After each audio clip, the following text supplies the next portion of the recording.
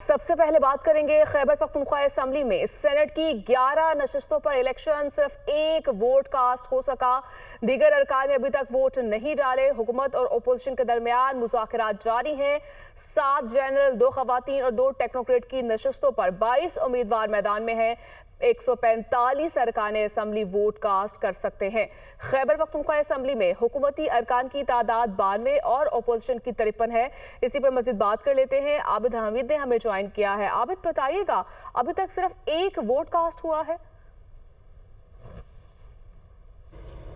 जी बिल्कुल, अभी तक जो इत्तलात आ रही हैं उसके मुताबिक अभी तक सिर्फ एक वोट कास्ट हुआ है और उसकी वजह मैं आपको बताता चलूँ। इस वक्त वज़ीर आला खैबर पख्तूनख्वा और अपोजिशन जो लीडर हैं और दीगर रहनुमाओं के माबैन मुज़ाकरात जारी हैं, बातचीत का अमल जारी है। ये सेनेट की जो है 11 नशिस्तों पर जो है ये इंतखाबात हो रहे हैं, जिसमें 7 नशिस्तें हैं, बाकी टेक्नोक्रेट और खवातीन की नशिस्तें हैं। और सबसे जो टफ मुकाबला जिसका जो तवक्को ज़ाहिर की जा रही है वो टेक्नोक्रेट की नशिस्त है।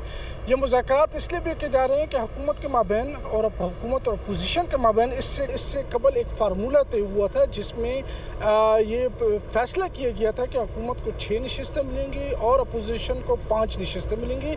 लेकिन इस पर हुकूमती जो पार्टी है PTI जो है उसके अंदर शदीद इख्तिलाफात सामने आए थे। कुछ अरकान ने जो है वो कागजात नामजदगी वापस लेने से इनकार कर दिया था। 5 अरकान थे जिनमें से 4 ने वापस लिए, जबकि एक रुकन अभी तक जो कवरिंग उम्मीदवार थे वो कागजात नामजदगी वापस लेने से इनकारी हैं।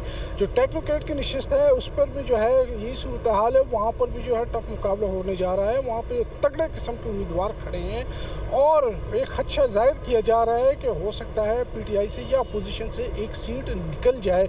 ये वो तमाम मामलात हैं जिसकी वजह से हुकूमत वज़ीर आला खैबर पख्तूनख्वा गुज़िश्ता 2-3 दिनों से अपोजिशन के साथ राब्ते में थे, फार्मूला तय पाया था, लेकिन उसके बावजूद आज वो अभी दोबारा जो है अपोजिशन के साथ बैठे हैं और मुज़ाकरात जारी है, बातचीत जारी है। हमारी इत्तला के मुताबिक फ़िल वक्त जो है वज़ीर आला की जानिब से अपने तमाम अरकान असेंबली को मना कर दिया गया। उनको कहा है कि फ़िल वक्त वो वोट कास्ट ना करें जब तक ये बातचीत का अमल जारी रहता है और कोई सूरत हाल नहीं निकलती है।